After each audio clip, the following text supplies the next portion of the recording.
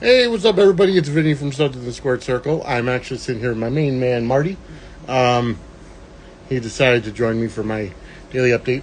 Actually, now I should say that he was feeling kind of puny yesterday because of his vaccines, but he's feeling better now.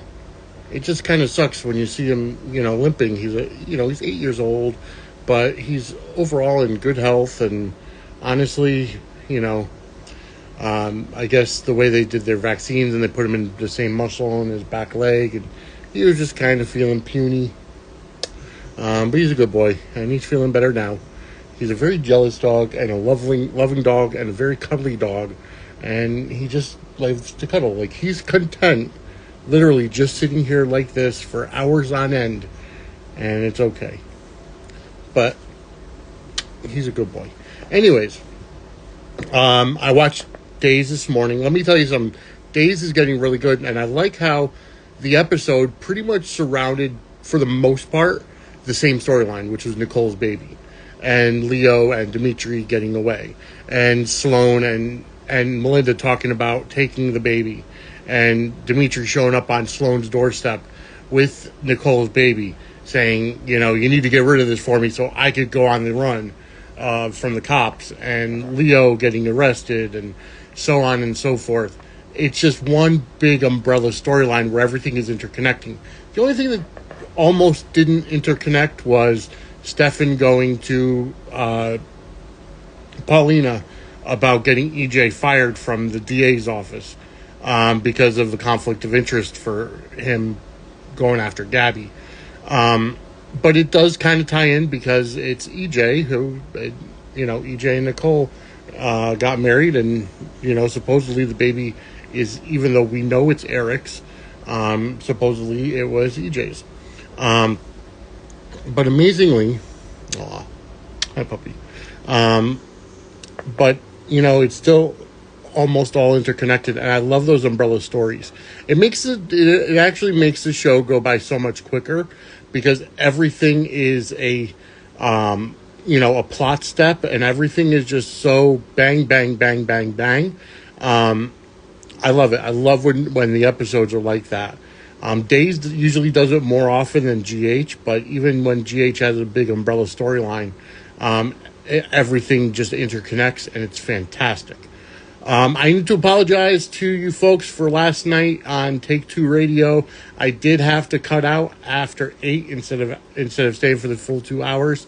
I was babysitting my niece, and for those of you who have seen my Facebook and Instagram pictures of my niece Lulu, who I did say she has to marry somebody named Dante, but I was babysitting her, and I had to, I couldn't stay the whole night. So I do apologize. In 2 weeks' time, on the 27th of November, when we go live again, I will be able to stay the entire night, the entire 2 hours. Right, Marty? I think he agrees. Anyways, what else going on? I did not watch Raw last night, but I will watch it actually today on Hulu. I'm going to get caught back up on Y&R and B&B. I still say that Victor Newman is Vince McMahon, a fictional character of Vince McMahon, because I can so see Vince doing exactly what Victor is doing to his family. I did put out an excerpt on X last week that every soap opera has had a Victor who is an old curmudgeon. There was Victor Newman. There was Victor Kiriakis on Days, and Victor Cassadine on GH. And then, we're trying to find out if there were other Victors.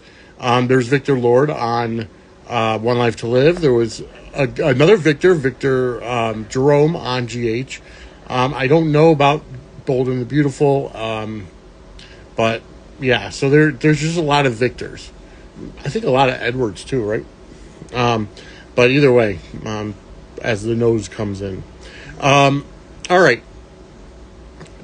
Drew McIntyre did complete his heel turn, joining Judgment Day, and J.D. McDonough actually joined Judgment Day last night as well. He was officially welcomed as an official member.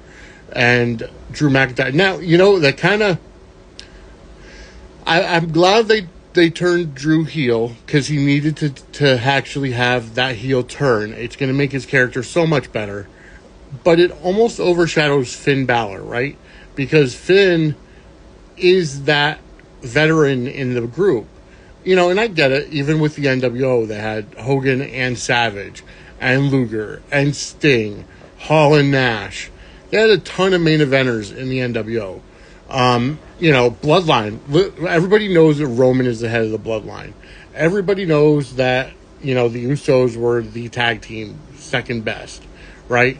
With the Judgment Day, now you've got, arguably Rhea Ripley being the leader, and then Drew McIntyre and Finn Balor and Damian Priest and, hi Marty. So it's just a matter of how you look at things. I'm glad that Drew McIntyre is now a heel. He's part of Judgment Day. He's going to be added to the Judgment Day team on War Games and Survivor Series coming up in a couple weeks.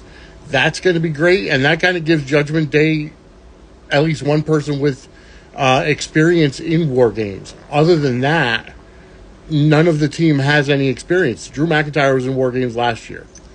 On the babyface side, you got Cody Rhodes, Jey Uso, Sami Zayn, and Seth Rollins. As you know, Jey Uso and Sami Zayn last year were part of the Bloodline, so they have experience in War Games. Cody Rhodes, even though his father invented the War Games match, has not been in a War Games. Was he in the first Blood and Guts? I feel like he was in AEW's first Blood and Guts, so maybe you could say that, but that was a little different than War Games. I mean, same concept. Double ring, cage around.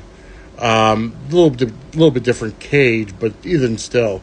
And then Seth Rollins doesn't have any experience in War Games. So who's going to be the fifth member on that team? Is it going to be Randy Orton returning? Is it going to be Kevin Owens helping out his friend Sami Zayn and the rest of the baby faces? Is it going to be the CM Punk that everybody wants to see? I doubt it, but you never know. I really like how, even if it is CM Punk coming back, I like how WWE and CM Punk are trolling the dirt sheets. All the people that are looking at... Oh, hi, puppy. All the people that are looking at CM Punk's Twitter and all the people that reach out, like, are you going to be at Survivor Series? Well, I think it's sold out. Or didn't they sell out? And then the people asked the WWE, is CM Punk going, oh, well, we have not had any conversations. We're not interested. I love it. There are also people that think CM Punk's coming back to AEW as under the devil mask. If it is CM Punk, that'll be the biggest work in history. But I don't think Tony Khan is... First of all, I don't think Tony Khan is that creative. Secondly, I don't think that the EVPs would welcome him back because they don't like him, because he called them out on their pettiness and their childishness. So, I don't know. I've been spending the day cooking today. I did go make some chicken meatballs for tonight, or for a meal upcoming.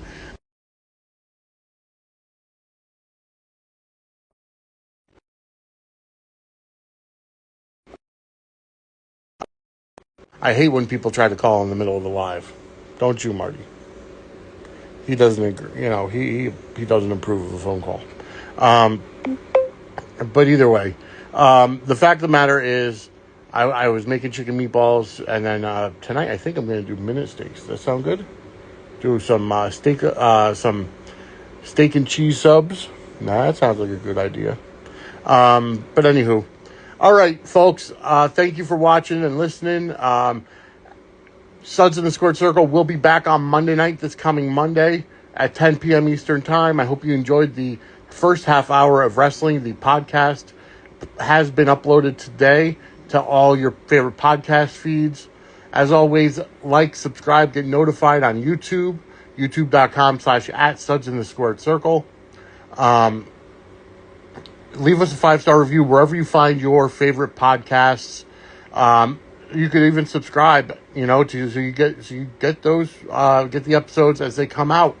Subscribe on Spotify. It helps monetize me. The more, as long as I grow the subscriber count on Spotify. I'm not a big Spotify user myself, but because of who we host through, they're through Spotify. So Spotify subscribers help to get me monetized. Outside of that, have a great day, everybody. Marty is just relaxing right now, right, puppy? Yeah, he's relaxing. He's a good boy. But Marty says goodbye, and we'll see you all tomorrow on another daily update. Have a great day, everybody.